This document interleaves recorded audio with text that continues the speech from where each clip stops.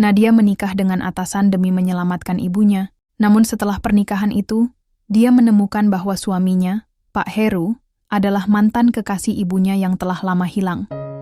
Namaku Nadia. Aku berusia 26 tahun, dan selama ini hidup dalam bayang-bayang kesederhanaan. Bukan karena aku tak bercita-cita tinggi, tapi karena hidup seringkali memaksa kita berbelok jauh dari impian yang kita gambar sejak kecil. Aku bekerja sebagai staf administrasi di sebuah perusahaan properti yang cukup ternama di kota ini. Hari-hariku dipenuhi angka, dokumen, dan ekspresi wajah-wajah lelah pegawai lain yang seperti aku bekerja demi bertahan hidup. Tapi aku bersyukur. Meski gaji tidak seberapa, setidaknya aku bisa membantu ibuku yang sudah tak lagi bekerja sejak ayah meninggal 5 tahun lalu. Hidup kami sederhana, sangat sederhana. Tapi kami bahagia. Setidaknya dulu begitu. Semua berubah di suatu malam ketika aku pulang kerja dan mendapati tubuh ibu tergeletak di lantai ruang tengah. Tangannya gemetar, keringat dingin membasahi pelipisnya. Matanya masih terbuka, menatapku seperti ingin mengatakan sesuatu, tapi suara itu tak pernah keluar. Astaga, Ibu! Aku menjerit, lututku lemas saat melihat tubuh kurus itu tak merespons. Dengan panik aku menghubungi ambulans. Tanganku gemetar, pikiran kacau. Seluruh perjalanan menuju rumah sakit adalah neraka yang tak bisa kugambarkan dengan kata-kata. Setibanya di rumah sakit, dokter mengatakan, ibuku menderita komplikasi. Ada masalah serius di jantungnya, perlu penanganan cepat, perlu perawatan intensif, dan tentu saja butuh biaya. Biaya yang bahkan jika aku menjual semua barang di rumah, menjual motorku, dan menguras tabungan yang sudah kuhemat bertahun-tahun, tidak akan pernah cukup. Hari itu, hidupku berubah. Aku tak menangis di hadapan siapapun. Tapi di balik masker rumah sakit dan mata sembab yang kupaksa tampak tegar, jiwaku sudah mulai runtuh. Esoknya, aku tetap masuk kerja. Mataku masih sembab, langkahku berat. Tapi aku tak punya pilihan. Setiap detik yang kulalui adalah hitungan mundur bagi nyawa ibuku. Kenapa kamu masuk kerja?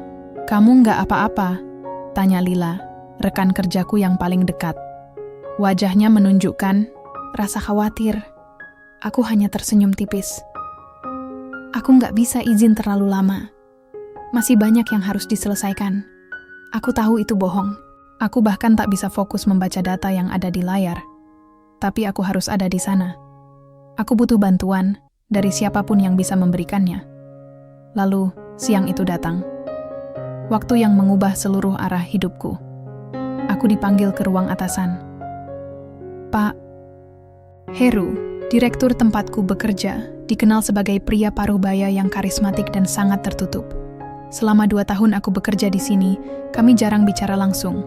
Tapi hari itu, dia memanggilku. Aku melangkah pelan memasuki ruangannya. Rapi, wangi, dingin, dan mencekam. Nadia, duduklah, katanya, dengan suara datar yang tak bisa kutebak maksudnya. Aku duduk perlahan, menyembunyikan tangan yang berkeringat di pangkuanku. Suara detak jantungku begitu keras di telinga sendiri. Aku dengar ibumu sedang dirawat, katanya. Matanya menatap tajam, terlalu dalam. Aku mengangguk pelan. Iya, Pak. Aku juga tahu kamu sedang kesulitan membayar biaya rumah sakit. Dadaku sesak. Mataku menatap meja, menghindari kontak mata dengannya. Kenapa dia tahu? Apakah aku terlalu terlihat lemah? Aku bisa bantu kamu, Nadia. Aku bisa biayai semua pengobatan ibumu sampai sembuh. Seketika aku menegakkan tubuh. Mataku langsung menatapnya, penuh harap dan kebingungan. Tapi aku punya satu syarat. Dunia seakan berhenti berputar. Aku menelan, ludah. Ada jeda sunyi di ruangan itu. Sunyi, tapi menggema di dadaku. Apa maksud Bapak? Tanyaku, nyaris berbisik. Pak Heru berdiri dari kursinya, berjalan mendekat ke arah jendela. Lalu, dengan tenang, ia berbalik dan menatapku dengan tatapan yang tak pernah kulihat sebelumnya. Aku ingin kamu menikah denganku, Nadia. Seketika dunia runtuh di hadapanku. Aku tidak bisa bicara. Nafasku tercekat. Otakku seperti macet. Apa yang barusan dia katakan? Maaf. Pak, saya tidak mengerti. Suaraku bergetar. Aku serius, Nadia. Aku tidak sedang main-main. Kamu butuh bantuan. Dan aku bisa memberikan itu. Tapi aku ingin kamu menjadi istriku. Kenapa? Aku setengah berdiri. Kenapa saya? Kenapa bukan orang lain? Pak Heru tetap tenang. Terlalu tenang. Karena aku ingin menebus sesuatu yang sudah lama harus kutebus. Aku tidak mengerti. Semuanya terdengar begitu absurd. Menikah dengan pria 2 kali usiaku. Pria yang bahkan tidak pernah bersikap personal sebelumnya. Aku keluar dari ruangan itu dengan napas yang masih terengah. Dunia seperti berputar. Tapi malam itu, saat aku duduk sendiri di ruang tunggu rumah sakit, melihat ibuku terbaring lemah di balik kaca ruang ICU, aku tahu, aku tidak punya banyak pilihan. 3 hari kemudian, aku kembali ke ruangan yang sama. Kali ini aku membawa keputusan. Aku akan menikah dengan Bapak, kataku datar. Suaraku kosong. Hatiku sudah mati rasa. Pak Heru hanya mengangguk. Terima kasih, Nadia. Kamu tidak akan menyesal. Aku tidak menjawab. Karena aku tahu, aku akan menyesal. Sangat menyesal. Tapi jika itu bisa menyelamatkan nyawa ibuku, maka biarlah hatiku hancur, berkeping. Hari pernikahan itu terasa seperti pemakaman. Bukan karena tak ada musik, bukan karena tak ada bunga, tapi karena tak ada kebahagiaan. Aku berdiri di depan penghulu dengan tangan gemetar. Di sampingku, Pak Heru mengenakan jas abu-abu, elegan, wajahnya tenang seperti biasanya. Tidak ada keluarga dari pihakku yang hadir, selain ibuku yang terbaring di ranjang rumah sakit. Perawat memberiku waktu 1 jam untuk menikah, lalu kembali ke sisi ibu. Itu pun dengan izin dokter. Tak ada gaun pengantin, hanya gamis putih, sederhana dan kerudung tipis yang menutupi kepalaku. Suara penghulu menggema pelan. Kata-kata suci yang biasa dibacakan dalam upacara penuh makna itu, kini seperti dibacakan di ruangan hampa. Tidak ada cinta. Tidak ada air mata bahagia. Hanya aku, seorang anak yang sedang menjual dirinya untuk membeli sedikit waktu bagi ibunya. Aku terima nikahnya Nadia binti Harun dengan mas kawin tersebut. Aku tak mendengar sisa kalimat itu. Kepalaku penuh dengan bisikan-bisikan ketakutan. Apa yang sedang kamu lakukan, Nadia? Hari pertama menjadi istri Pak Heru dimulai dengan dingin. Ini rumahmu sekarang? Katanya sambil membuka pintu rumah mewah yang selama ini hanya kulihat dari luar. Rumah itu terlalu besar, terlalu mewah, terlalu sunyi. Seperti hotel yang tak pernah dikunjungi. Aku hanya mengangguk dan masuk, menyeret koper kecilku. Tak banyak yang kubawa. Hanya pakaian kerja, beberapa buku, dan foto ibuku. Kamarmu di atas, sebelah kiri. Kalau butuh apa-apa, panggil aku. Baik, Pak. Jangan panggil aku Pak mulai sekarang. Kita suami istri, Nadia. Aku menunduk. Aku tidak bisa. Aku belum sanggup. Maaf. Dia tidak memaksakan. Hanya mengangguk, lalu masuk ke ruang kerjanya. Begitulah malam pertamaku sebagai istri seseorang. Sendiri, di kamar asing yang terlalu besar untuk tidur nyenyak, aku memeluk foto ibuku sambil menangis pelan, berusaha tidak menjerit karena aku tahu tidak ada yang akan peduli. Hari-hari berikutnya berjalan seperti simulasi rumah tangga. Pak Heru orang yang teratur. Sarapan pukul 7, kerja pukul 8, pulang pukul 5. Makan malam pukul 7.30. Tak pernah telat, tak pernah berubah. Dia tidak kasar, tidak juga mesra. Dia memperlakukanku seperti seseorang yang harus dihormati, tapi tidak dicintai. Kami tidak tidur sekamar. Kami bahkan tidak bicara jika tidak perlu. Tapi dia membayar semua kebutuhan ibuku. Semua. Rumah sakit, dokter spesialis, bahkan perawat pribadi. Aku tahu itu bukan mimpi. Aku tahu dia menepati janjinya. Tapi di balik semua itu, aku merasa kosong. Hidupku seperti milik orang lain. Senyumku palsu. Suaraku sumbang. Aku berangkat kerja setiap pagi bukan sebagai karyawan, tapi sebagai istri dari direktur utama. Semua orang mulai memandangku berbeda. Ada yang sinis, ada yang iri, ada yang diam-diam bergosip di belakangku. Lihat tuh si Nadia, cepet amat naik derajatnya. Pasti ada main sama Pak Heru dari dulu. Jangan deket-deket, bisa-bisa disingkirin kayak si Rina dulu. Aku dengar semuanya, tapi aku hanya diam. Karena apalah gunanya menjelaskan sesuatu yang bahkan aku sendiri tidak yakin sepenuhnya. Satu malam, aku melihat Pak Heru duduk di ruang tamu sambil memandangi bingkai foto tua. Dari jauh aku melihat gambar seorang wanita muda, rambut panjang, senyum lebar, matanya seperti mataku. Aku mendekat perlahan, "Itu ibumu?" Ucapnya tiba-tiba, tanpa menoleh. Aku terdiam. Jantungku berdegup kencang. Dia cantik waktu muda. Senyumnya selalu bisa menenangkan aku. Aku menggigit bibir, tidak tahu harus berkata apa. "Kenapa Bapak simpan foto itu?" Tanyaku akhirnya. Dia memandangku pelan, lalu menghela napas panjang. "Karena kenangan tidak bisa dibuang, Nadia." Tidak semudah itu. Hatiku terasa dipukul sesuatu yang keras. Ada kepedihan dalam suaranya, dan aku tahu malam itu sesuatu mulai berubah. Besoknya aku sengaja pulang lebih awal dari rumah sakit. Kukira Pak Heru masih di kantor, tapi saat aku membuka pintu aku mendengar suara lirih seperti gumaman. Aku mengikuti suara itu dan mendapati Pak Heru di ruang kerjanya. Dia sedang membaca surat lama. Di tangannya ada potret usang ibuku. "Maaf," kataku pelan, merasa bersalah. Dia tersentak, lalu buru-buru menyimpan surat itu di laci. Tapi matanya merah. "Nadia, aku ingin kamu tahu sesuatu. Tapi belum sekarang." "Kenapa tidak sekarang saja?" Dia tersenyum tipis. "Karena kamu belum siap, dan aku belum berani. Aku tidak paham. Tapi aku tahu, sesuatu yang besar sedang disembunyikan dariku, dan waktu akan memaksaku untuk mengetahuinya." Malam itu, aku duduk sendiri di balkon. Angin dingin menggigit kulit, tapi pikiranku lebih dingin dari udara malam. Siapa sebenarnya pria ini? Kenapa dia menikahiku? Kenapa ibuku tidak kaget saat ku beritahu tentang pernikahan kami? Bahkan, ibuku hanya diam, seperti sudah tahu semuanya lebih dulu. Apakah mereka pernah saling kenal sebelum ini? Pertanyaan itu terus berdengung di kepala. Tak mau berhenti. Dan jauh di lubuk hatiku, aku mulai merasa takut. Takut akan kebenaran yang mungkin lebih menyakitkan dari keadaan sekarang. Aku bangkit dari kursi, berjalan pelan ke arah jendela kamar, tidur.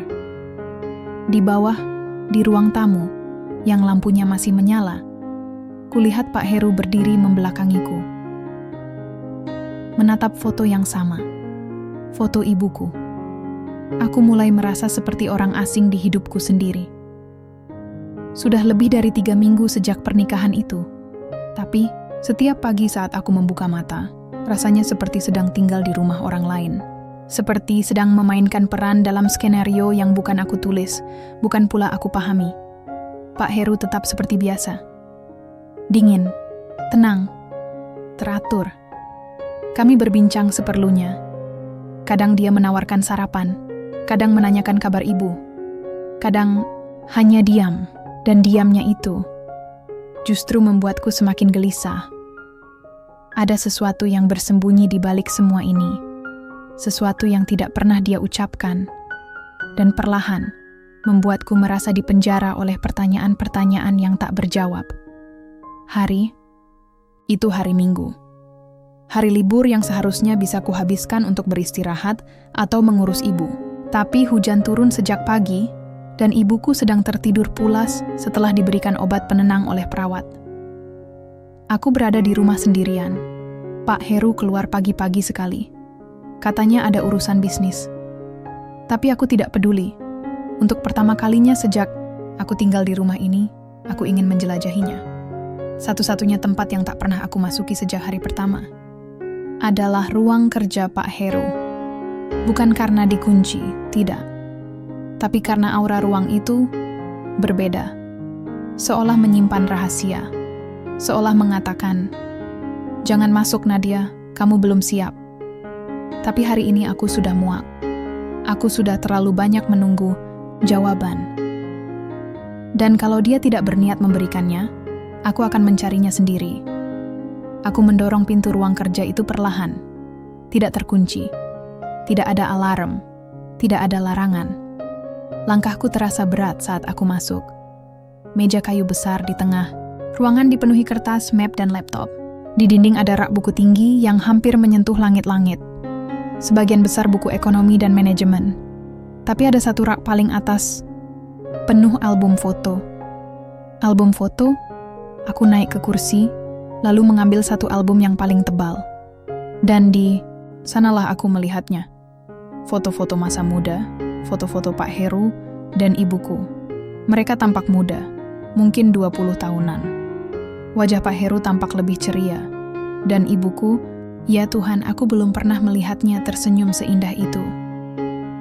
Ada satu foto yang membuat tanganku gemetar. Ibuku bersandar di bahu Pak Heru, dengan tangan saling menggenggam erat. Di belakang mereka terpampang tulisan, Taman Sri Rejeki, 2003. Aku mengenal taman itu. Tempat ibuku dulu sering ajak aku bermain waktu kecil, tapi aku tidak tahu bahwa di tempat itulah mungkin kisah cinta ibuku pernah tumbuh. Ku pelototi setiap detail foto, senyum mereka, sorot mata mereka, bahkan posisi tangan mereka yang saling bertaut seperti sepasang kekasih yang tidak ingin dipisahkan. Apa ini, apa yang sebenarnya terjadi? Tanganku bergetar hebat. Rasanya ingin menjerit, tapi suara itu tak keluar. Hanya napas yang memburu, dada yang sesak. Aku membuka laci meja. Di dalamnya ada sepucuk surat yang sudah agak menguning, seolah sudah lama disimpan. Kertasnya rapuh, tapi tulisannya masih terbaca jelas. Untuk Heru, jika suatu hari kamu membaca ini, berarti kamu sudah kembali. Atau mungkin kamu tidak pernah benar-benar pergi. Aku ingin bilang, aku tidak pernah membencimu. Aku hanya takut. Dan aku tidak punya pilihan waktu itu. Maaf karena tidak menunggumu. Maaf karena memilih menikah dengan orang lain. Tapi ketahuilah, aku selalu mendoakanmu. Lestari-Lestari, nama ibuku. Surat itu tertanggal 20 tahun lalu. Langkahku limbung. Aku duduk di lantai, mencoba mengatur napas. Mataku panas. Hatiku sakit. Selama ini aku berpikir pernikahan ini adalah transaksi sepihak. Aku butuh uang, dia punya uang. Aku memberikan status istri, dia memberikan bantuan. Tapi sekarang aku tahu, semuanya lebih rumit, lebih dalam, lebih menusuk. Pak Heru mencintaiku? Tidak, Pak Heru mencintai ibuku. Dan aku hanyalah pengganti. Saat sore tiba, Pak Heru pulang. Aku masih duduk di ruang tamunya, dengan album foto terbuka di meja. Foto itu yang membuat dunianya mungkin pernah berbunga, tapi kini membuat duniaku hancur. Kutunjukkan padanya. Dia menatapku. Tidak terkejut, tidak menyangkal, tidak menjelaskan. Hanya berkata pelan, "Kamu sudah tahu." Ya, saya sudah tahu. Suaraku pecah. Saya tidak paham lagi, Pak Heru. Kenapa harus saya? Kenapa harus saya yang dijadikan istri ketika hati? Bapak masih milik ibu saya? Dia duduk perlahan, wajahnya tetap tenang. Tapi matanya basah. Aku tidak berniat menyakitimu, Nadia. Aku hanya ingin memperbaiki semuanya. Dengan caraku. Cara Bapak, dengan menikahi anak dari mantan kekasih Bapak. Apa itu tidak gila namanya? Pak Heru menunduk. Aku mencintai ibumu, iya. Tapi cinta itu tidak pernah punya tempat untuk kembali. Dan saat aku melihat kamu, aku melihat sosok dia. Bukan hanya wajahnya, tapi kekuatannya, keberaniannya, kebaikannya. Aku berdiri, tak sanggup mendengar lebih. Maaf, Pak. Saya butuh waktu. Saya butuh jarak. Malam itu, aku menginap di rumah sakit menemani ibu. Dia tidur tenang. Nafasnya lembut. Tapi aku tahu, banyak rahasia yang juga dia simpan. Rahasia yang kini menjadi duri di dadaku. Aku menatap wajah ibuku lama. lalu bertanya dalam hati, "Apa kamu tahu semua ini, Bu? Apa kamu tahu aku menikahi pria yang pernah kamu cintai?" Air mataku jatuh pelan, satu demi satu, tanpa suara, dan di saat itu aku sadar. Aku sudah terlanjur jatuh ke dalam dunia yang bukan milikku. Malam-malam belakangan ini menjadi pengunjung setiaku. Ia datang tanpa diundang, membawa beban pikiran yang tak kunjung ringan. Setelah apa yang kutemukan di ruang kerja Pak Heru, aku tak lagi bisa memandangnya dengan cara yang sama. Setiap geraknya, setiap tatapan matanya, semua mengingatkanku pada wajah ibuku di foto tua itu. Dan itu membuatku bertanya lagi dan lagi, apa aku benar-benar istri? Atau hanya bayangan dari cinta lama yang tidak selesai? Aku memilih menjaga jarak, pulang larut, menginap di rumah sakit, bahkan kadang tidur di sofa rumah, meski kamar kami ada 2 lantai di atas. Aku tahu, ini rumahku sekarang. Tapi hatiku merasa seperti penumpang. Pak Heru tidak pernah melarang. Dia tidak pernah marah, tidak pernah memaksa. Tapi diamnya jauh lebih menyakitkan daripada 1000 omelan. Suatu malam, aku pulang lewat tengah malam. Perawat menelpon lebih awal, memberitahu kalau ibu sudah tidur dan kondisinya stabil. Seharusnya aku lega. Tapi entah kenapa langkahku pulang malam itu terasa berat. Bahkan udara pun dingin menusuk, seperti tahu betapa kacau pikiranku. Saat aku membuka pintu, rumah dalam keadaan gelap. Hanya satu lampu kecil menyala di pojok ruang tamu. Aku membuka jaket, melepas sepatu pelan-pelan, berharap bisa langsung masuk kamar tanpa bersua siapapun. Tapi langkahku terhenti. Di ruang tengah Pak Heru duduk sendiri, mengenakan kaos tipis dan celana kain, tanpa jas atau atribut kedirekturan. Wajahnya terlihat lelah, di tangannya segelas kopi yang tampaknya sudah dingin. "Sudah pulang," katanya tanpa menoleh. Aku menggigit bibir. Aku ingin langsung naik, tapi ada sesuatu dalam suaranya yang menahan kakiku. "Iya. Maaf, larut." Dia menoleh perlahan. "Kamu selalu minta maaf, Nadia. Tapi kamu gak pernah benar-benar bilang apa yang kamu rasain." Aku terdiam. Mulutku kering, suaraku tercekat. Aku bingung harus mulai dari mana. Dia menepuk kursi kosong di sampingnya. "Ayo duduk, malam belum selesai. Kita juga belum selesai bicara." Dan untuk pertama kalinya, sejak hari kami dinyatakan sah sebagai suami istri, aku duduk di sampingnya bukan sebagai seorang pegawai, bukan sebagai gadis yang terdesak keadaan, tapi sebagai seorang wanita yang ingin tahu kebenaran. Hening cukup lama menyelimuti kami. Lalu dia berkata, pelan, nyaris seperti bisikan, "Aku dan ibumu, Lestari, kami saling mencintai dulu. Saat masih kuliah, aku menatapnya. Ia menatap kosong ke arah lampu temaram. Semua orang tahu aku anak tunggal dari keluarga berada. Dan Lestari, dia dari desa, datang ke kota untuk kuliah dengan beasiswa. Tapi dia pintar, cantik, punya prinsip. Dan aku jatuh cinta." Aku bisa merasakan berat dalam suaranya. Seperti seseorang yang sedang membuka luka lama yang belum benar-benar sembuh. "Lalu apa yang terjadi?" Tanyaku pelan. "Keluargaku tidak setuju. Ibuku bilang aku harus menikah dengan perempuan pilihan mereka. Kalau tidak, semua akses ke perusahaan akan ditutup. Aku pengecut, Nadia. Aku pergi tanpa pamit. Aku tinggalkan dia karena takut kehilangan segalanya." Aku memejamkan mata. Ada amarah yang naik ke tenggorokan, tapi juga rasa iba. "Dan kamu pikir menikahi aku akan menebus semua itu?" Suaraku serak. "Aku tidak tahu, Nadia. Yang aku tahu, waktu aku melihat kamu pertama kali masuk ruangan kantor itu, aku seperti melihat Lestari di masa muda. Bukan wajahnya saja, tapi cara kamu bicara, tegas tapi takut menyakiti. Aku tahu itu aneh, mungkin egois, tapi saat aku dengar ibumu sakit, dan kamu kebingungan, aku tidak bisa diam. Aku berdiri. Hati ini terlalu sempit untuk menampung semuanya. Jadi ini semua tentang dia, tentang ibu saya. Dan saya hanya pelengkap dalam cerita lama kalian. Tidak, suara Pak Heru tiba-tiba meninggi, dan itu membuatku terkejut. Kamu itu dirimu sendiri, Nadia. Kamu bukan bayangan ibu kamu. Aku menikahi kamu bukan karena kamu anaknya, tapi karena aku ingin menjaga kamu. Menjaga atau menebus dosa? Dia menatapku tajam. Nafasnya cepat. Mungkin keduanya. Aku mundur satu langkah. Kalau kamu menikahiku hanya karena rasa bersalah, aku lebih baik pergi sekarang juga. Wajahnya melembut. Aku menikahimu karena aku peduli. Awalnya mungkin karena rasa bersalah. Tapi sekarang, aku peduli. Pada kamu. Pada semua yang kamu alami. Aku ingin kamu tahu itu. Mataku panas. Air mata yang kutahan pecah begitu saja. Aku nggak butuh dilindungi, Pak Heru.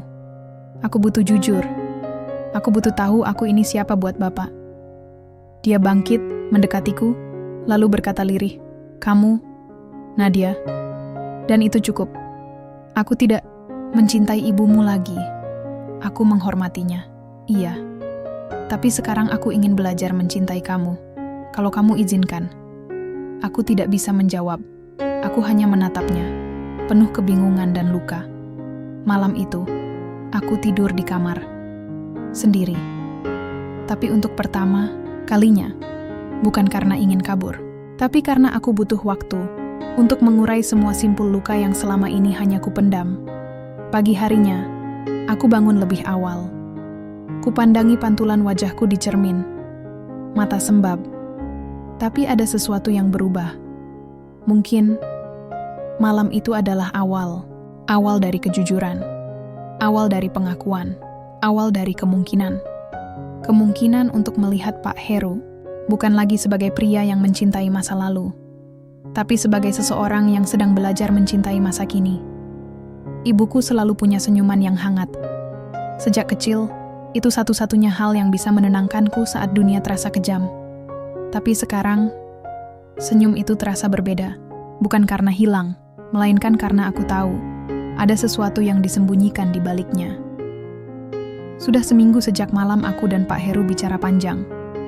Hubungan kami tak lagi sesenyap sebelumnya. Kami mulai bicara lebih sering, makan bersama, dan kadang duduk lama di balkon rumah sambil menikmati kopi malam. Tapi satu hal tetap menggangguku, ibuku. Dia belum tahu aku tahu semuanya. Tentang masa lalunya dengan Pak Heru.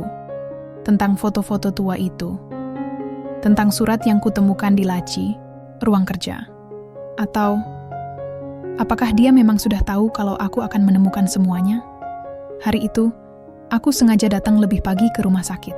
Ibu sudah lebih segar, duduk di kursi roda di tepi jendela, memandangi langit yang belum lama cerah dari sisa hujan semalam. "Pagi, Bu," sapaku, mencoba terdengar ceria. Dia menoleh, wajahnya bersinar pelan. "Pagi, Nadia. Kamu sendiri?" Aku mengangguk. "Pak Heru ada rapat," katanya. Ibu hanya mengangguk ringan, matanya kembali keluar jendela. Ada jeda hening di antara kami, dan untuk pertama kalinya dalam hidupku, aku merasa canggung dengan ibuku sendiri. "Bu," suaraku nyaris tenggelam. Aku boleh tanya sesuatu, tapi janji ya, jawab jujur." Ibuku menoleh, agak heran. "Tanya apa, sayang?" Aku menghela napas panjang, lalu kutatap wajahnya langsung. Wajah yang telah melewati begitu banyak hal, tapi tetap berdiri dengan tenang. "Bapak Heru, dulu Ibu pernah cinta sama dia, kan?" Air mukanya langsung berubah. Matanya tak bisa menyembunyikan kejutan, walau bibirnya berusaha tetap tenang. "Aku tahu segalanya, Bu. Foto-foto itu. Surat yang Ibu tulis 20 tahun lalu. Aku lihat semuanya." Ibu terdiam lama. Lalu dengan suara yang sangat pelan, ia berkata, "Aku pikir dia nggak akan simpan itu." Aku menahan napas. Suara ibuku terdengar rapuh, seperti sedang membuka lemari tua yang dipenuhi debu kenangan. "Ibu dan Heru, dulu kami pacaran, waktu Ibu masih kuliah. Dia anak orang berada, kamu tahu itu. Sementara, ibu cuma anak petani yang beruntung dapat beasiswa ke kota. Dia tersenyum pahit. Tapi waktu itu, kami saling cinta. Dan kami sempat merencanakan nikah. Serius. Mataku memanas. Rasanya tak nyata. Mendengar kisah cinta ibuku dengan pria yang kini jadi suamiku. Tapi keluarganya nggak setuju. Dan Heru, dia pergi tanpa pamit. Tiba-tiba saja hilang. Aku tunggu, aku cari. Sampai akhirnya aku sadar. Dia nggak akan kembali. Air mataku jatuh. Lalu ibu nikah sama ayah. Iya, bisiknya. Tapi bukan karena cinta. Karena hidup harus lanjut, Nadia. Dan saat kamu lahir, kamu jadi alasan ibu bertahan. Semua luka ibu tertutup waktu mendengar kamu menangis pertama kali. Aku menatap ibuku lama. Terlalu banyak rasa yang berputar. Antara iba, marah, bingung, dan entah apa lagi. Kenapa nggak pernah cerita? Kenapa nggak bilang dari awal kalau ibu kenal Pak Heru? Ibu pikir nggak perlu. Lagi pula, kamu menikah bukan karena itu kan? Aku menggigit bibir. Suaraku tercekat. Aku menikah karena ibu sakit. Ibu mengangguk pelan. Dan ibu tahu itu. Makanya ibu diam. Tapi waktu kamu bilang akan menikah dengan Heru, ibu hampir pingsan. Kenapa nggak larang aku? Karena ibu tahu, Heru bukan pria yang jahat. Walau dia pernah lari, dia bukan pengecut selamanya. Aku memejamkan mata. Kalimat itu membuat hatiku makin tak karuan. Jadi, ibu nggak marah? Ibu menggeleng. Enggak. Heru bagian dari masa lalu ibu. Tapi kamu, Nadia, kamu masa depan.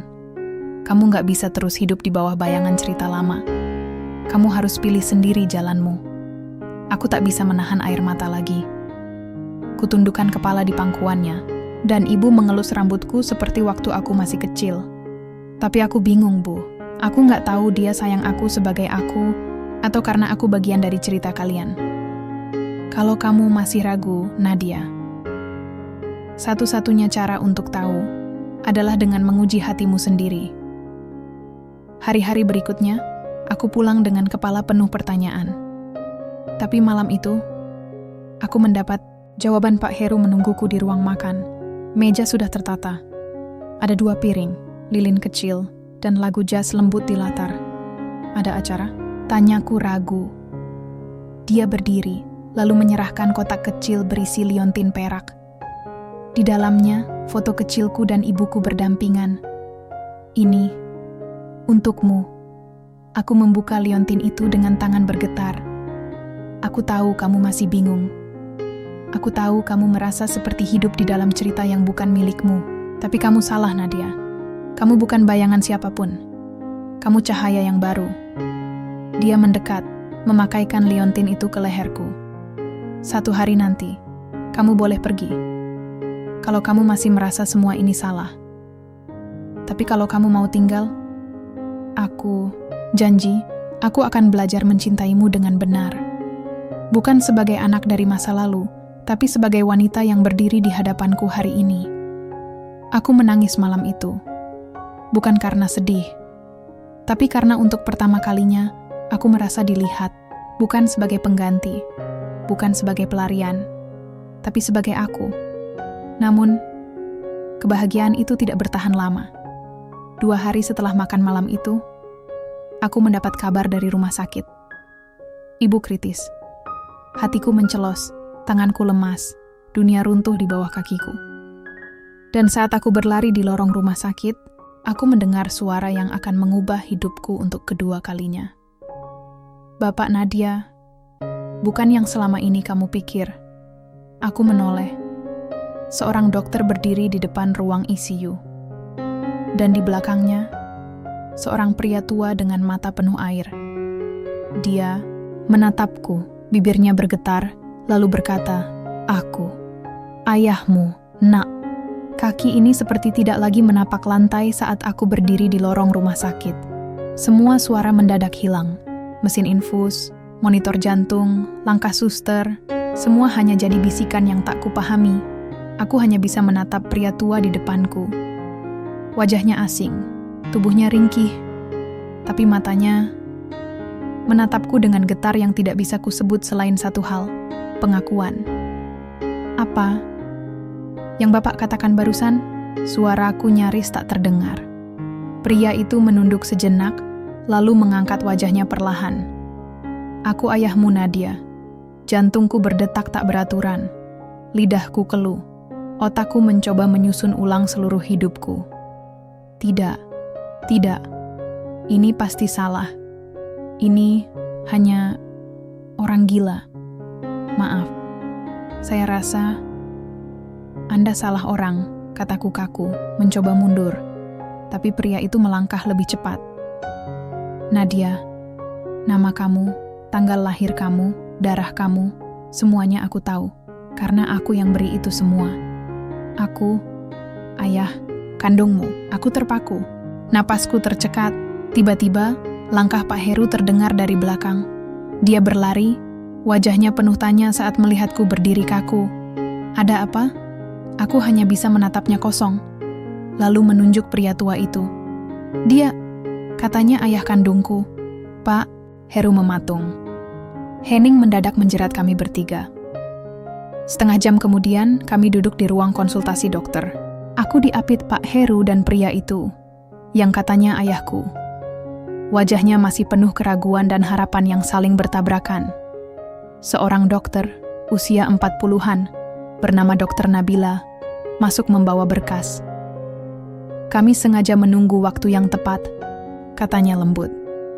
Sebenarnya, beberapa bulan lalu, kami menerima formulir permintaan tes DNA dari Pak Rangga. Rangga? Aku memotong, menatap pria tua itu. Dia mengangguk. Namaku Rangga. Dr. Nabila melanjutkan. Kami tahu ini sensitif, jadi kami konfirmasi ke pihak keluarga pasien, dalam hal ini Ibu Nadia. Dan beliau membenarkan. Tubuhku seolah kehilangan tulang. Aku membungkuk di kursi. Tangan mencengkeram pahaku. Apa maksudnya ibu membenarkan? Pak Heru menggenggam tanganku pelan, mencoba menenangkan, tapi aku menepis. Bukankah ayahku sudah meninggal? Rangga menatapku, air mata berlinang. Maafkan ibu kamu, nak. Aku gak pernah ingin pergi. Aku dipaksa menjauh. Flashback datang, seperti badai. Semua fragmen kecil mulai menyatu. Tatapan kosong ibu saat aku sebut nama Heru. Surat tua yang ditulis penuh penyesalan. Senyuman yang seolah menyimpan luka. Ibumu dulu disuruh menikah dengan pria lain oleh keluarganya. Aku tidak punya cukup kuasa untuk melawan. Aku miskin, Nadia. Bahkan untuk mengangkat kepalaku pun aku malu. Setelah kalian pindah ke kota, aku tidak bisa cari kalian lagi.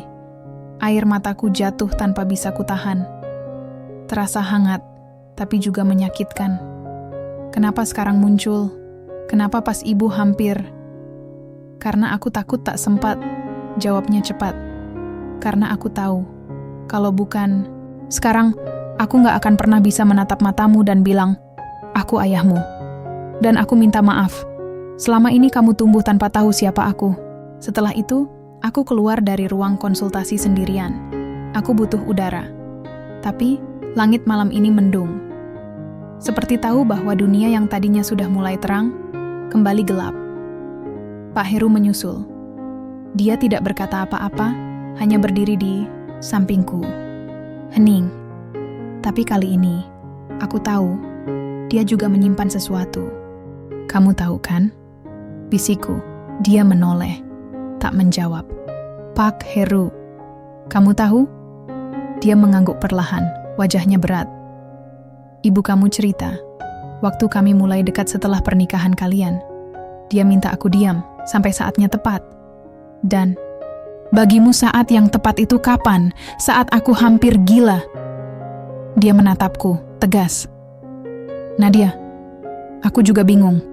Aku ingin melindungimu dari rasa sakit. Tapi ternyata, itu salah. Dan aku minta maaf. Aku mengusap wajahku. Tubuhku bergetar. Terlalu banyak rahasia, Pak. Aku gak tahu siapa aku lagi. Pak Heru mendekat. Kamu, Nadia, anak yang kuat. perempuan yang belajar menghadapi luka, dan perempuan yang aku pelan-pelan mulai cintai. Hatiku retak, berhenti bilang itu. Kalau kamu cuman kasihan, desisku. Dia menarik napas dalam. Ini bukan kasihan, Nadia. Aku tahu perasaanku sekarang. Tapi aku tahu kamu belum siap menerimanya. Aku menunduk, ingin marah, ingin lari. Tapi aku hanya bisa berdiri dan menangis dalam diam. Malam itu, ibu sadar. Aku duduk di sisinya, tak bisa menatap langsung. Dia mengangkat tanganku, menggenggamnya lemah. Maaf, Nadia. Aku hanya bisa menggeleng. Kenapa semua ini harus rumit, Bu? Karena cinta yang disembunyikan selalu merusak pelan-pelan, jawabnya lirih. Aku menangis seperti anak kecil. Dan dalam tangis itu, aku sadar. Aku sedang berdiri di tengah pusaran rahasia, cinta masa lalu, dan luka yang diwariskan turun-temurun. Dan yang paling menyakitkan adalah, aku tidak tahu di mana tempatku sebenarnya. Ada luka-luka yang mengendap dalam diam. Tak membekas di kulit, tapi mengoyak jauh di dalam. Dan malam itu, aku sadar, aku berdiri di tengah bara yang sewaktu-waktu bisa jadi api dan membakar habis semua yang kupunya. Setelah pertemuan dengan Pak Rangga, ayah kandungku, dan pengakuan ibu tentang masa lalu, aku merasa hidupku bukan lagi milikku. Semua yang kukira benar, ternyata palsu. Semua yang kupikir utuh, ternyata penuh tambalan. Aku menghindari Pak Heru, bukan karena benci, tapi karena aku tidak tahu apa yang harus kulakukan dengan perasaan ini. Aku takut, kalau aku mulai mencintainya, ternyata aku hanya mencintai kelanjutan dari kisah orang tuaku. Bahwa aku, tanpa sadar, hanya memperpanjang cerita cinta yang sempat gagal 20 tahun lalu. Dan ketakutan itu berubah menjadi kemarahan. 2 hari setelahnya, aku pulang dari rumah sakit lebih cepat. Ada suara dalam kepalaku yang memintaku kembali ke rumah. Naluri, atau mungkin firasat. Dan ketika aku tiba di sana, aku tahu kenapa. Aku mendengar suara dari lantai 2. Suara Pak Heru dan suara wanita. Awalnya aku kira perawat rumah sakit. Atau mungkin asisten pribadi. Tapi saat aku mendekat, aku mendengar tawa kecil perempuan itu. Dan ketika aku dekati lebih jauh, aku dengar kalimat yang membuat kakiku nyaris tak bisa berdiri. Kamu gak pernah berubah, Heru. Masih saja hati kamu lemah kalau berurusan sama wanita. Jangan mulai lagi, Maya. Maya? Nama itu membakar ingatanku. Dia, sekretaris pribadi Pak Heru, yang dulu sempat kubaca namanya di beberapa berkas rapat. Cantik, anggun, dan selalu terlalu nyaman berdiri terlalu dekat dengan suamiku. Aku tidak tahu siapa yang membuka pintu lebih dulu, aku atau takdir. Tapi saat pintu itu terbuka, aku melihat Pak Heru berdiri setengah membelakangi Maya dengan jarak yang terlalu dekat untuk disebut formal. Maya menoleh lebih dulu, wajahnya pucat. Tapi matanya tetap menyala dengan sorot kemenangan kecil. Oh, ternyata istri sah sudah pulang, katanya santai. Pak Heru langsung berbalik, wajahnya terkejut. Nadia, ini bukan seperti yang kamu pikir. Aku tertawa, tawa getir, tawa yang hanya keluar ketika hati sudah terlalu perih untuk menangis. Jadi kamu pilih main 2 arah juga? Setelah cukup puas memainkan masa lalu dengan ibuku, sekarang kamu mainkan aku juga? Nadia, suaranya tinggi. Dengar dulu penjelasanku. Aku udah cukup dengar omongan kamu dari awal. Aku berteriak. Semua yang kamu bilang, semua janji kamu, semuanya omong kosong. Maya berdiri merapikan tasnya. Kalau kamu sudah beres main drama rumah tangga, Heru, kita bisa lanjut diskusi kontrak investasi itu. Keluar, Maya, suara Pak Heru dingin. Apa? Keluar dari rumah saya sekarang juga. Suara itu mengguncang ruangan. Bahkan aku pun terdiam sejenak. Tapi Maya hanya tertawa sinis. Berjalan melewatiku sambil berkata pelan. Sayang sekali ya. Kamu pikir kamu satu-satunya wanita yang dia rawat? Pintu tertutup, dan di dalam kamar hanya tersisa dua manusia yang sama-sama hancur. Aku menatap Pak Heru. Kalau kamu pernah punya hubungan dengan dia, bilang sekarang. Dia mengusap wajah, tampak benar-benar lelah. Dulu. Iya. Waktu kamu belum kerja di kantor itu. Kami sempat dekat, tapi tidak lebih dari itu.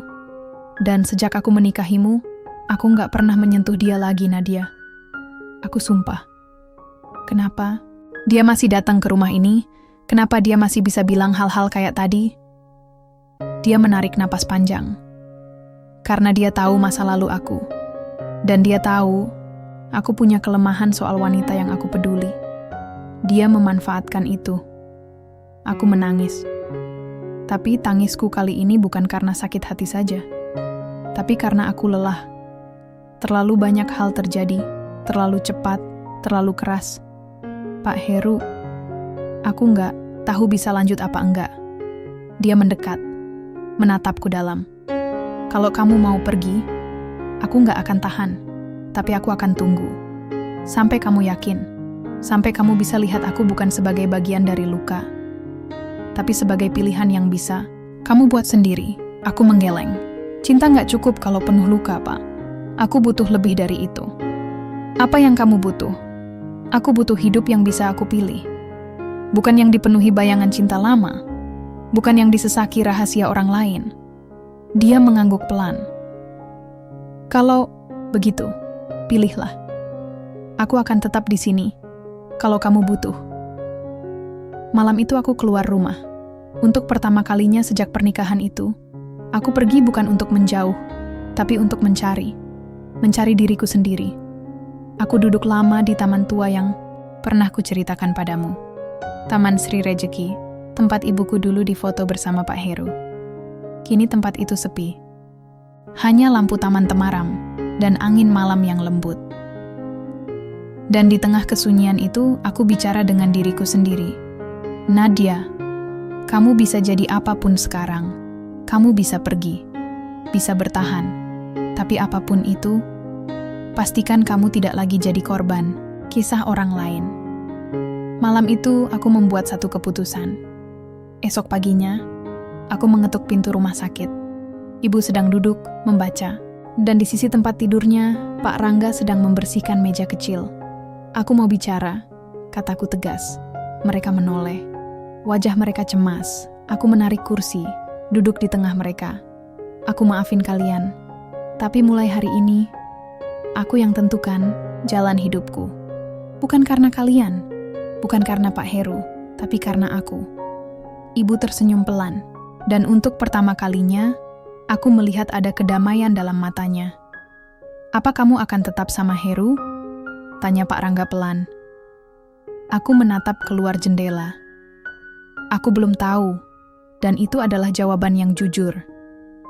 Karena kadang, dalam hidup bukan kepastian yang menyelamatkan kita, tapi keberanian untuk tidak berbohong pada diri sendiri. Pagi itu, aku berdiri di depan cermin, mengenakan baju paling sederhana yang kupunya, kemeja putih, celana panjang hitam, tanpa riasan apapun. Tapi wajah di cermin bukan lagi Nadia yang dulu. Mataku mungkin masih sembab, tapi tatapannya tidak lagi ragu. Sudah seminggu sejak malam itu. Seminggu sejak aku menemukan Maya di rumah. Seminggu sejak aku tinggalkan Pak Heru. Seminggu sejak aku duduk di taman sendirian dan memutuskan, aku tak bisa terus hidup menggantung pada cerita orang lain. Selama ini aku berpikir bahwa cinta adalah pengorbanan. Tapi ternyata, cinta juga adalah keberanian. Berani memilih. Berani berkata cukup. Dan berani menyudahi sesuatu. Meskipun masih ada rasa. Hari ini aku kembali ke rumah itu. Bukan untuk tinggal, tapi untuk pamit. Aku membuka pintu pelan suasana. Hening. Tak ada langkah kaki pelan Pak Heru. Tak ada aroma kopi yang biasa menyambutku. Hanya sunyi.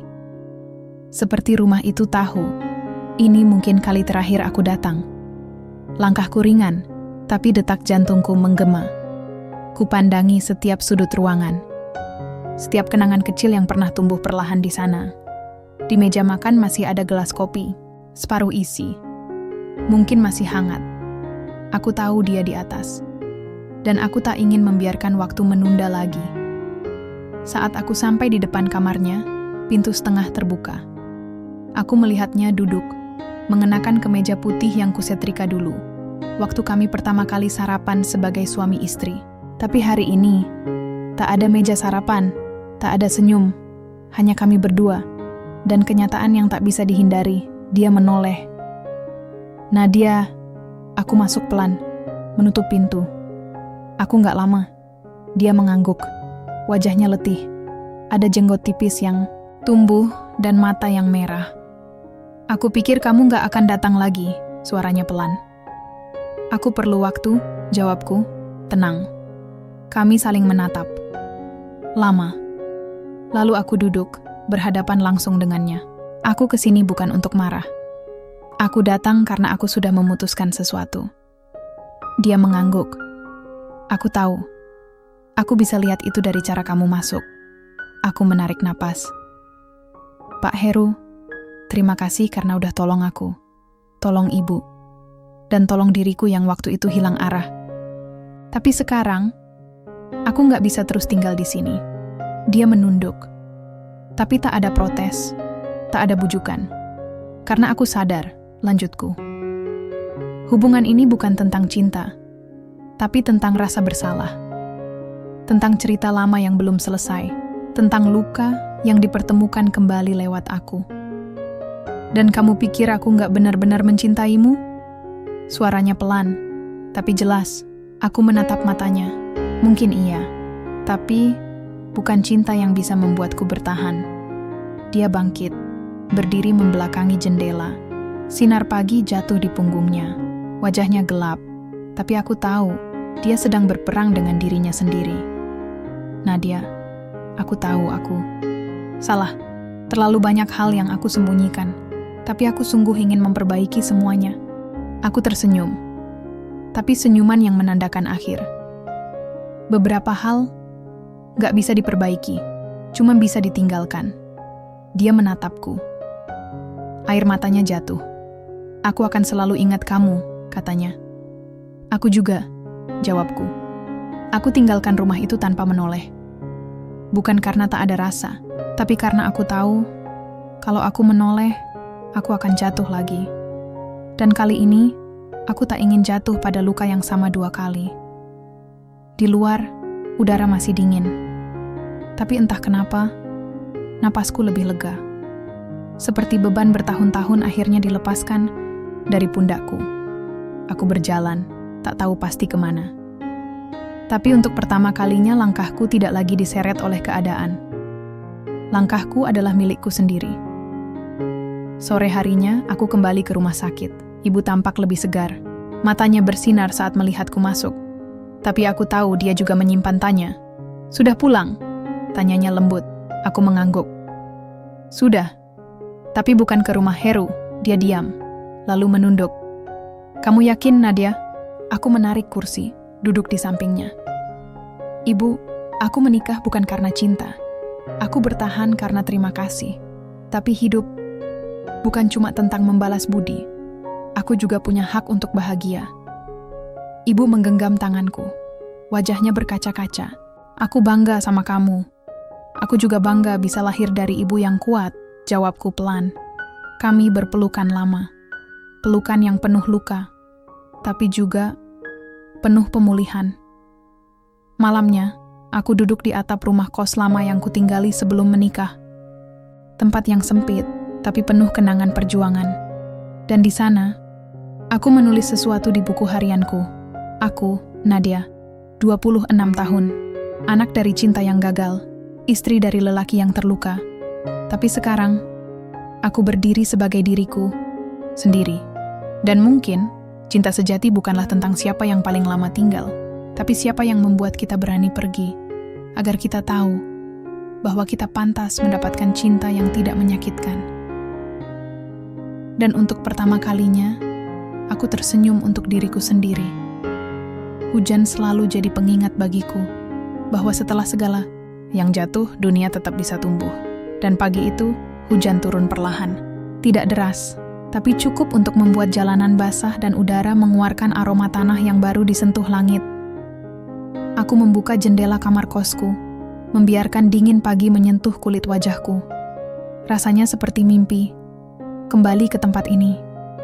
Tempat di mana aku dulu tinggal sebelum semua ini dimulai. Tempat di mana aku hidup dengan sederhana, tapi dengan hati yang bebas. Kini, aku kembali. Tapi bukan karena menyerah. Aku kembali karena aku memilih untuk memulai ulang. Sudah 2 minggu sejak aku tinggalkan rumah Pak Heru. Sejak aku meletakkan cincin kawin itu di meja ruang makan dan menutup pintu tanpa berpamitan panjang. Tak ada satupun dari kami yang menghubungi satu sama lain sejak itu. Aku tahu dia menghormatiku. Dia tahu aku butuh ruang. Dan mungkin kami berdua juga tahu ada hal-hal yang tidak bisa diperbaiki hanya dengan waktu. Aku bekerja kembali di tempat lama. Bukan sebagai sekretaris pribadi, tapi kembali ke bidang HR, tempat di mana aku bisa membantu orang menemukan jalannya. Lucu, ya? Aku membimbing orang menemukan tujuan kariernya, sementara aku baru saja kehilangan arah dalam hidupku sendiri. Tapi satu hal yang kusyukuri, aku tidak lagi merasa hampa. Ada ketenangan yang aneh saat kamu berhenti menunggu jawaban dari orang lain. Karena jawaban itu seharusnya memang kamu temukan sendiri. Suatu sore, aku duduk di sebuah kafe kecil dekat kantor. Hujan baru saja reda. Di depanku, ada secangkir coklat panas dan laptop terbuka. Kubuka kembali lembaran lamaku. Novel yang dulu kutulis diam-diam, tak pernah selesai. Dulu, aku berhenti menulis karena merasa hidupku terlalu kosong untuk diceritakan. Sekarang, aku mulai lagi. Karena aku tahu, kisah yang paling layak ditulis adalah kisah tentang bagaimana seseorang menyelamatkan dirinya sendiri. Beberapa hari kemudian, aku menerima pesan singkat. Nomor tak dikenal. Nadia, ibu sudah diperbolehkan pulang dari rumah sakit. Terima kasih karena telah menjadi alasan dia bertahan. Rangga. Aku tersenyum. Aku belum siap untuk bertemu Pak Rangga lagi, tapi aku tahu, satu hari nanti, kami bisa bicara sebagai keluarga. Bukan yang sempurna, tapi yang saling menerima. Aku kirim balasan. Terima kasih juga. Jaga ibu baik-baik. Aku akan sering mengunjungi. Begitulah caraku belajar memaafkan. Bukan dengan melupakan, tapi dengan membuka pintu pelan-pelan untuk membiarkan cinta yang lebih tulus masuk kembali. Suatu malam, aku keluar dari kantor agak terlambat. Hujan kembali turun, kali ini lebih deras. Aku tidak bawa payung, hanya jaket tipis yang sama sekali tak menolong. Aku berlari kecil di bawah rindang pohon, lalu berhenti di halte kosong.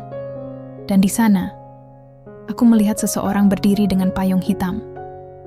Wajahnya familiar, sangat familiar. Pak Heru. Dia menoleh, tersenyum tipis. Kamu basah. Jelas, jawabku sambil tertawa kecil. Jaketku tidak setangguh yang kamu pikir.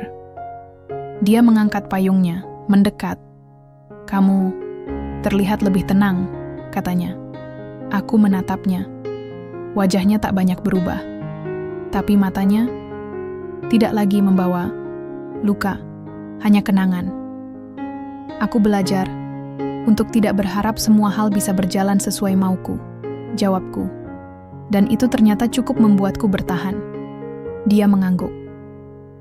Aku tidak datang untuk memohon kamu kembali. Aku datang karena aku ingin bilang sesuatu yang belum sempat aku katakan. Aku diam, mendengarkan. Aku mencintaimu, Nadia. Tapi aku sadar, cinta saja tidak cukup untuk membuat seseorang bahagia. Dan kamu berhak mendapatkan kebahagiaan yang tidak datang dari luka siapapun. Aku terdiam. Lalu kutatap hujan yang mulai mereda. Terima kasih, untuk semuanya. Dia mengangguk, menyerahkan payung padaku. Gunakan ini. Aku bisa tunggu reda. Aku menerimanya. Kamu yakin? Sekarang, aku belajar melepaskan. Itu juga salah satu bentuk cinta, kan? Aku menatapnya sekali lagi. Dan entah kenapa, tak ada lagi sesak, tak ada lagi amarah, hanya lega. Lalu aku melangkah pergi, dengan payung di tanganku dan senyuman di wajahku. Untuk pertama kalinya, aku berjalan, bukan menuju seseorang, tapi menuju diriku sendiri. 2 bulan telah berlalu sejak hujan itu, sejak aku berjalan meninggalkan Pak Heru dengan payung hitam di tanganku, dan sejak aku memutuskan untuk tidak lagi hidup dalam bayang-bayang masa lalu. Aku duduk di meja kerjaku, di kantor yang sama, di ruang yang sama. Tapi kali ini, semuanya terasa berbeda. Udara terasa lebih ringan, langkahku lebih pasti. Dan yang paling penting, hatiku lebih damai. Aku sudah memutuskan bahwa hidupku bukan lagi untuk dibebani oleh cerita orang lain. Aku tidak lagi menunggu seorang penyelamat. Aku yang harus menyelamatkan diriku sendiri. Di meja kerjaku ada secangkir kopi yang masih mengepul. Aku menatap layar laptop, melihat rencana-rencana baru yang sedang aku buat untuk perusahaan. Rasanya, aku tidak pernah merasa lebih berdaya sebelumnya. Aku menutup laptop dan berdiri, memandang jendela yang terbuka, melihat langit yang terang meski matahari mulai condong ke barat. Ada rasa hangat di dada, bukan karena cuaca, tapi karena aku tahu satu hal. Hari-hariku ke depan adalah pilihanku. Aku tidak lagi terikat pada masa lalu yang pernah kujalani dengan Pak Heru, atau kenangan lama tentang ibu dan Pak Rangga. Ini adalah hidupku sekarang. Aku berjalan keluar dari kantor, menuju jalanan yang sudah mulai sepi. Hujan tak turun hari ini, hanya angin sore yang menyejukkan. Aku memutuskan untuk berjalan kaki, melangkah dengan santai, menikmati setiap detik yang terasa lebih hidup. Aku merasa bahwa setiap langkah yang kuambil adalah bukti bahwa aku bisa mengatasi apapun yang datang. Tidak ada lagi kebimbangan. Tidak ada lagi rasa bersalah yang menghantui. Aku memilih untuk tidak lagi terjebak dalam kegelapan yang pernah ada. Aku memilih untuk berjalan menuju terang yang kuciptakan sendiri. Beberapa minggu setelah itu, aku kembali ke rumah ibu. Sejak ibu sembuh, kami kembali merajut hubungan yang sempat terputus. Aku merasa ada banyak hal yang perlu kami bicarakan. Ada banyak waktu yang hilang, tapi tak pernah terlalu terlambat untuk memperbaikinya. Saat aku duduk bersama ibu di ruang tamu, kami bercerita tentang banyak hal. Tentang aku, tentang dia, tentang bagaimana hidup terkadang membawa kita pada tempat yang tak kita rencanakan, tapi tetap membiarkan kita memilih jalan kita sendiri. Ibu, maafkan aku jika aku dulu jauh, kataku, dengan suara yang tak dapat aku sembunyikan penuh perasaan. Ibu tersenyum, matanya berkaca-kaca. Nadia, hidup, ini memang bukan soal kita selalu bersama, tapi tentang bagaimana kita tetap bisa saling mendukung meskipun jauh. Kamu sudah jauh lebih baik sekarang. Aku bangga padamu. Aku menggenggam tangannya. Terima kasih, Bu. Aku sudah belajar bahwa yang paling penting adalah memilih kebahagiaan untuk diriku sendiri. Dan untuk pertama kalinya, aku merasa hidupku bukan hanya untuk memenuhi harapan orang lain. Ibu mengangguk, matanya menatapku dengan penuh kasih. Kamu berhak bahagia, Nadia. Tak ada yang lebih penting dari itu. Malam itu, aku kembali ke rumah kosku. Langit gelap, namun bintang-bintang bersinar terang. Aku duduk di balkon, menatap ke langit yang luas. Tidak ada lagi perasaan kosong yang dulu sering mendera hatiku. Tidak ada lagi bayangan tentang Pak Heru. Tidak ada lagi penyesalan tentang keputusan-keputusan yang kuambil. Aku sudah melepaskan semuanya. Aku tahu aku tidak akan pernah melupakan Pak Heru. Kami pernah bersama. Kami pernah saling membantu. Tapi, cinta itu ternyata bukan satu-satunya yang membentuk hidup kita. Ada banyak hal lebih penting, seperti menghargai dirimu sendiri, mengenal siapa dirimu, dan akhirnya menerima semua bagian dirimu, baik dan buruk. Kehidupan setelah pernikahan itu ternyata memberi aku sesuatu yang tak terduga. Kebebasan untuk memilih. Kebebasan untuk menjadi siapa aku, dan bukan siapa yang aku kira harus aku jadi. Aku memutuskan untuk kembali menulis novel yang dulu sempat kuabaikan. Karena menulis, bagi aku adalah cara untuk menemukan siapa aku sebenarnya. Begitu banyak ide yang datang, dan kali ini aku menulis tanpa rasa takut, tanpa rasa bersalah. Aku menulis untuk diriku sendiri, bukan untuk memenuhi ekspektasi siapa pun. Hari-hari yang akan datang, aku tahu, akan dipenuhi dengan lebih banyak pilihan. Mungkin aku akan menemukan cinta lagi, atau mungkin aku akan terus menikmati hidup ini sendirian. Tapi yang jelas, hidupku ada di tanganku sekarang. Aku menghapus jejak-jejak masa lalu yang tidak lagi membawaku ke tempat yang aku inginkan. Aku memilih untuk mengisi hidupku dengan apa yang membuatku bahagia, tanpa penyesalan.